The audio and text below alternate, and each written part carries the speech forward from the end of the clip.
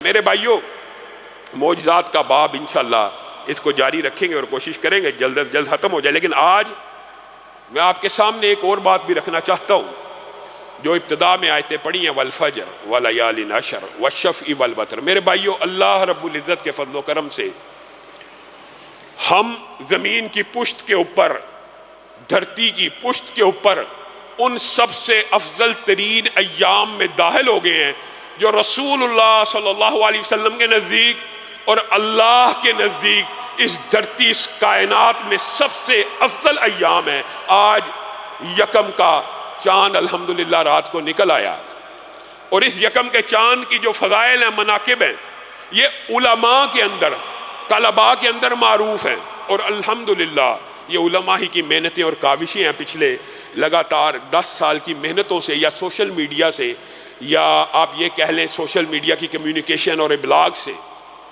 اب کسی حد تک عوام کو بھی ان دنوں کی اہمیت کا اندازہ ہو گیا۔ ہمارا معاشرہ کیا ہے برِ صغیر کا؟ ہمیں شب برات کا پتہ ہے، ہمیں کنڈوں کا پتہ ہے، ہمیں 11ویں کا پتہ ہے، ہمیں چلیسویں کا پتہ ہے، ہمیں چہلم کا پتہ ہے۔ وہ تمام ایام ہمیں یاد ہیں جن کا شریعت میں کوئی وجود نہیں، جو رسول اللہ صلی اللہ علیہ وسلم کی سنت سے ثابت نہیں ہے۔ اور جو ایام رسول اللہ کے نزدیک، اللہ کے نزدیک سب سے افضل ہیں، آپ خود ایمانداری سے بتلائیے۔ ہمارے ہاں ایک مثال دے رہا ہوں، کسی کو تان اور تشنیع کرنا مقصود نہیں، اصلاح مقصود ہے۔ رمضان المبارک کی اہمیت تو مسلمہ ہے نا، رمضان کی اہمیت چلو شکر ہے اس برِ صغیر میں بھی لوگوں کو پتہ ہے، لیکن ایمانداری سے بتائیے، کیا رمضان کے 30 دن ہم ایسے جوش و خروش اور ورلے سے مناتے ہیں جیسے 12 ربیع الاول کو مناتے ہیں؟ پورا معاشرہ جیسے 12 ربیع الاول منا رہا ہوتا ہے، جس کی دین کے اندر کوئی اصل یا سنت رسول یا صحابہ یا خلفائے راشدین سے کوئی بات اس دن کی ثابت نہیں ہے، وہ تو ہم جوش و خروش سے مناتے ہیں۔ وہ رمضان جن کی عبادتوں کو افضل کہا گیا، جن کے نوافل کو افضل کہا گیا، جن میں کیا جانے والا عمرہ حج کے برابر کہا گیا، وغیرہ وغیرہ، آپ سب ان کے فضائل و مناقب کو جانتے ہیں۔ کیا ہم وہ ایام اس طرح سیلیبریٹ کرتے ہیں؟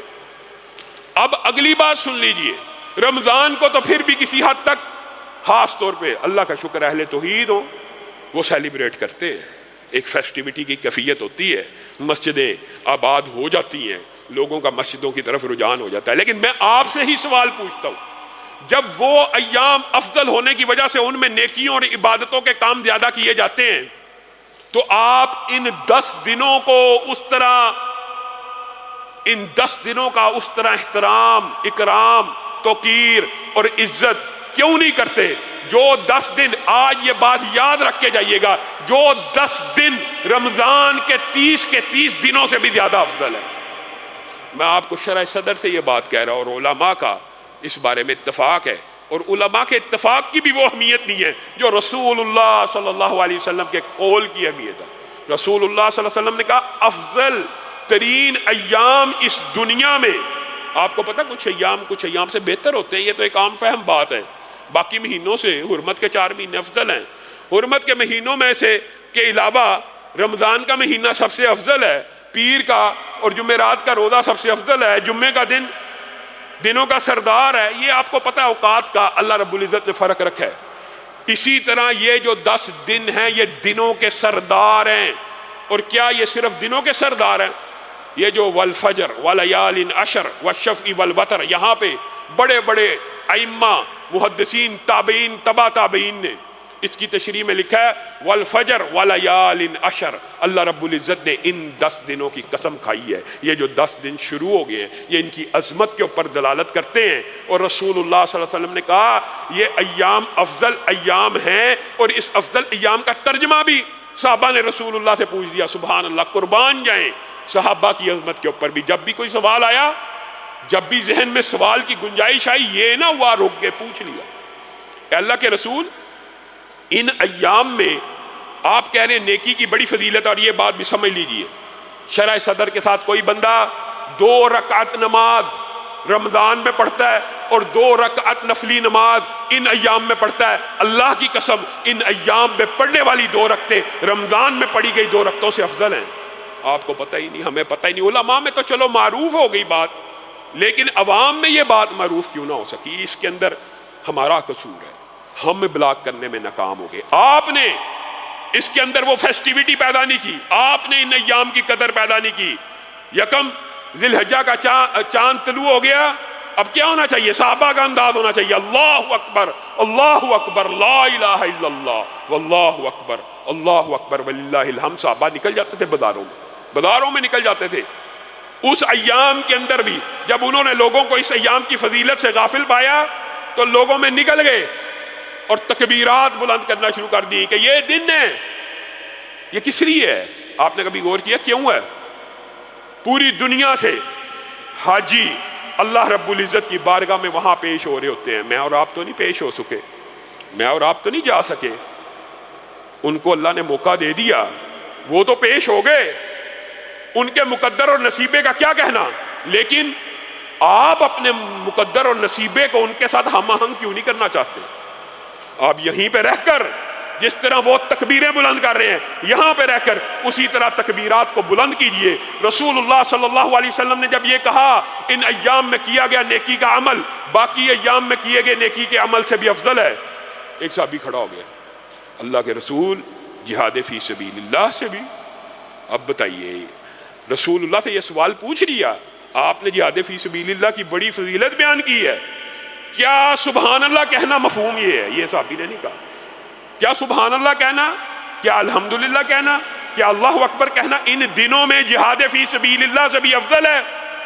رسول اللہ صلی اللہ علیہ وسلم نے کہا ہاں جہاد فی سبیل اللہ سے بھی افضل ہے، الا یہ کہ کوئی مجاہد پورا مال لے کے نکلے، اپنی جان کو لے کے نکلے، مال بھی لٹائے جان بھی لٹائے، وہ سبحان اللہ کہنے والے سے افضل ہو سکتا ہے، اس کے علاوہ کوئی نہیں. ان 10 ایام میں بین اسی طرح عبادت کرنے کی کوشش کیجئے جس طرح آپ رمضان میں کیا کرتے ہیں، اور رمضان سے بھی زیادہ. رات کو ہر سورت 2 رکعتوں کے اندر 29واں 30واں پارہ پڑھیے، ان 10 دنوں کے اندر ہر سورت پڑھیے. یہ ایام ایسے ہیں رسول اللہ صلی اللہ علیہ وسلم 9 کے 9 دن ان ایام میں روزہ رکھا کرتے تھے، اور ان میں ایک روزہ ایسا ہے، ایک روزہ جس سے 1 سال اگلے 1 سال پچھلے گناہ معاف ہو جاتے ہیں. ہم ان ایام کی اہمیت سے غافل ہیں. ہمیں اللہ نے وہاں جانے کا موقع نہیں دیا، لیکن ہم ان کے ساتھ ہم آہنگ تو ہو جائیں، ہم زبان تو ہو جائیں، ہم آواز تو ہو جائیں. مسلمان جہاں کہیں ہو وہ ایک دوسرے سے ہم آہنگ ہے. یہی اخوت ہے، یہی اسلام ہے. یہ بات نہیں ہے کہ جو حج پہ چلے گئے وہ تو فیوض و برکات سمیٹ لیں گے، جو یہاں رہ گئے کیا وہ فیوض و برکات نہیں سمیٹیں گے؟ اور میرے بھائیوں، نفل سے بھی زیادہ اہم فرضی عبادتیں ہوتی ہیں. فرضی عبادتوں سے جیسے انسان اللہ کے قریب آتا ہے، نفل سے ویسے نہیں آتا. اور انسان یہ سوچے کہ میں نفلی عبادتیں تو رات کی تہجد کی نماز پوری پڑھوں گا لیکن 2 فرض نمازیں چھوڑ دوں گا، میرا درجہ بلند ہو جائے گا، خاک میں مل جائے گا. فرض پہلے ہی ہے. اور میرے بھائیوں، حج کرنے والا کتنی محنت سے، کتنی سٹرگل سے، کتنی جدوجہد کر کے حج کرنے گیا ہے. پیسہ لگایا ہے، ویزا لگایا ہے، محنت کی ہے، سٹرگل کی ہے. کتنا لمبا پروسیس ہے، آپ سب جانتے ہیں. اور من خرج من بیتہ متطہرا، آپ کے لیے اللہ نے کیا آسانی کی ہے؟ جو گھر سے وضو کر کے نکلے، کس کے لیے؟ فرض نماز کے لیے. فاجرہ کاجر الحاج المحرم، اس کا اجر ایسے ہے کہ جیسے ایک حاجی نے گھر سے احرام پہنا اور بیت اللہ کا حج کر لیا. ایک نماز پڑھنے کے لیے گھر سے نکلنا، فرض نماز کے لیے، جب بھی سستی طاری ہو اس حدیث کو ذہن میں دہرایا کریں. ایک حج کا ثواب صرف گھر سے نکلنے پہ ہے. نماز پڑھ لینے کا اجر و ثواب کیا ہوگا، اس کا اندازہ تو اللہ ہی بہتر جانتا ہے، اور رسول اللہ صلی اللہ علیہ وسلم ہی بہتر بیان کر سکتے تھے.